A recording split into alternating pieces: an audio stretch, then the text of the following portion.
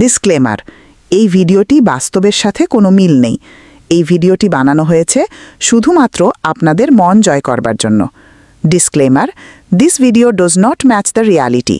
This video was created just to win your heart.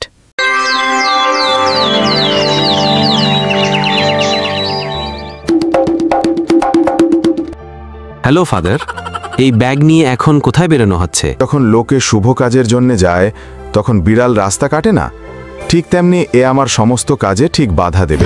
পরে ঝগড়া করো, এখন যাও, না হলে ট্রেন মিস করবে। ট্রেন? এক জায়গায় যাচ্ছি, সন্ধ্যের মধ্যে ফিরে আসব। ততক্ষণ ঘরের কাজে মন দিও, হ্যাঁ, আর আমার সম্মানকে ধুলোয় মিশিয়ে দিও না। এরপর রোহিতের বাবা বাড়ি থেকে বের হয়ে যায়, আর রোহিতের মা ভগবানের কাছে প্রার্থনা করে যেন সবকিছু ঠিক থাকে। আর এইদিকে রোহিত তো আজ মহা খুশি, সে যায় বাইকের কাছে। এরপর বাইক স্টার্ট করে ফুল স্পিডে এলাকার ভেতর দিয়ে যেতে থাকে। আর এইদিকে এলাকার ব্রাহ্মণ হেঁটে হেঁটে যাচ্ছে আর বলছে, আজ যে গরম পড়েছে, শরীর একদম পুড়ে যাচ্ছে, কোথাও কোনো যানবাহন দেখছি না, কি যে করি। এর মধ্যেই রোহিত ওখান দিয়ে গাড়ির হর্ন দিতে দিতে যাচ্ছিল। ব্রাহ্মণ ডেকে বলে, এই রোহিত, দাঁড়া দাঁড়া, আমাকে একটু এগিয়ে দে, যজমান পথ চেয়ে বসে আছে। কাকা, ক্ষমা করো, আজকের মতো ছেড়ে দাও। তাড়াতাড়ি না পৌঁছলে বিষয়টা বিগড়ে যাবে। না বলছি না, একটু তাড়া আছে, আমি তোমাকে পরে কোথাও নিয়ে যাব। আমি এখন চললাম, বাই বাই। এরপর রোহিত আবার বাইক চালাতে থাকে, আর ব্রাহ্মণ মন খারাপ করে একাই একাই হাঁটতে থাকে। এরপর হয় আরেক বিপদ। রোহিত বাইক চালিয়ে গ্রাম প্রধানের বাড়ির সামনে দিয়ে যাওয়ার সময় রাস্তার ধুলো সব গ্রাম প্রধানের নাক ও মুখের ভেতর দিয়ে প্রবেশ করে। গ্রাম প্রধান পানি পানি বলে চিৎকার করতে থাকে আর বলে, কে এই ছেলে? তখন পানি হাতে থাকা লোকটি বলে, কে আর? গ্রামের হতচ্ছাড়া রোহিতটা। এটা শুনে গ্রাম প্রধান রেগে গিয়ে গণেশকে বলে, আমার রোহিতের ফটফটি বাইকটা লাগবে, যা ধরি নিয়ে আয়। এটা শুনে গণেশ দৌড়াতে থাকে। খুব জোরে দৌড়াতে গিয়ে ধাক্কা খায় এক ডিমওয়ালার সাথে, আর তার মাথায় থাকা সব ডিম ভেঙে যায়। চালাক গণেশ ডিমওয়ালা কিছু বোঝার আগেই আবার দৌড়ে পালিয়ে যায়। আর কিছু দূর যাওয়ার পর দেখতে পায় বাইকের চাকার ছাপ। দেখে ধীরে ধীরে সামনের দিকে আগাতে থাকে। আর রোহিত আসে তার প্রেমিকার কাছে। কখনো তো একটু সময় আসতে পারো, কখন থেকে অপেক্ষা করছি তোমার। আরে, এক জায়গায় আটকে গেছিলাম। Happy birthday my dear Rimi. Shambhu তোমার সব ইচ্ছে নিশ্চয়ই পূরণ করবেন। এরপর রিমি খুশি হয়ে ফু দিয়ে মোমবাতিটা নিভিয়ে ফেলে আর বলে, চলো আমরা এগিয়ে যাই, না হলে কেউ দেখে ফেলবে, আর আমার বাড়িতে জানতে পারলে কিন্তু মহা বিপদ। Okay dear. এরপর তারা দুজনে বাইক রেখে হাঁটতে থাকে। আর এইদিকে গণেশ সামনে এসে দেখে বাইকটা রাস্তায় দাঁড় করানো, আর আশেপাশে কেউ নেই। তখন গণেশ বলে, মনে হয় গ্রামপ্রধান মশাইয়ের ভয়ে বাইকে চাবি রেখেই পালিয়ে গিয়েছে। এইটা ভেবে সে বাইকটা ঠেলে সামনে গিয়ে একটা গরুর গাড়িতে করে গ্রামপ্রধানের কাছে আসে।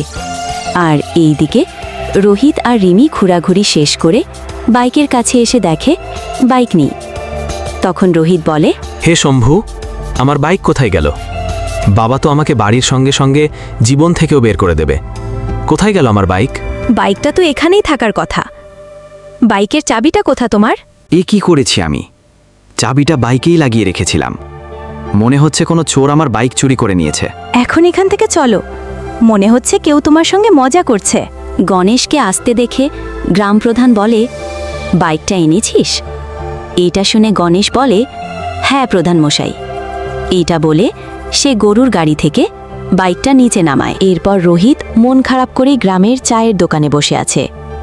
তখন প্রধান মশাইয়ের চামচা এসে রোহিতকে বলে, কি হয়েছে রোহিত ভাই?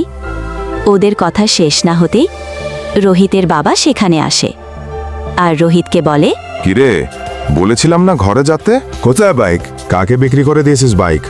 যতক্ষণ না বাইক নিয়ে ফিরছিস এই এলাকায় যেন তোকে না দেখি। আসলে বাবা, বাইক চুরি হয়ে গেছে। এটা শুনে রোহিতের বাবার মাথা ঘুরতে থাকে আর রোহিতকে বলতে থাকে, তুই যেন আর বাইক ছাড়া আমার সামনে আসিস না, তাহলে তোর খবর আছে। এটা শুনে রোহিত মন খারাপ করে গ্রামের ভেতর দিয়ে হাঁটতে থাকে। হাঁটার সময় গ্রাম প্রধানের সাথে দেখা হয় আর রোহিতকে জিজ্ঞাসা করে, কি হয়েছে আমাকে বল। আমি গ্রাম প্রধান, আমি সব ঠিক করে দিব। বলে প্রধান মশাই চলে যায়। আর রোহিত মন খারাপ করে আবারও হাঁটতে থাকে। হঠাৎ তার মনে পড়ে যায় যে সে ছোটবেলায় বইয়ে পড়েছে যে তোমার বিপদের সময় নিজে থেকে তোমাকে সাহায্য করতে আসবে তার কোনো না কোনো ফন্দি আছে। এরপর রোহিত চলে যায় প্রধান মশাইয়ের চামচার ঘরের কাছে। আর সেখানে সে ধোঁয়া ছেড়ে যায়। ধোঁয়ার কারণে সে ঘরে থাকতে পারে না। সে ঘর থেকে বেরিয়ে পড়ে। এই সুযোগে রোহিত ঘরে প্রবেশ করে বাইক খুঁজতে থাকে। সেখানে কোথাও না দেখতে পেয়ে রোহিত বলে, এখন আমাদের প্রধান মশাইয়ের বাড়িতে দেখতে হবে। এরপর রোহিত আর তার ছোট ভাই যায় গ্রাম প্রধানের বাড়ির সামনে। সেখানে গিয়ে সে সাধু বাবার ছদ্মবেশ নিয়ে পাহারাদারদের বোকা বানাতে থাকে।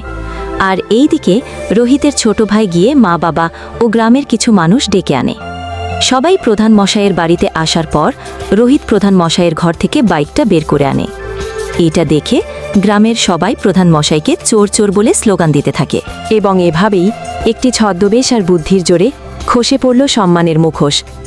সত্যের আলোয় স্পষ্ট হয়ে গেল কে আসল অপরাধী।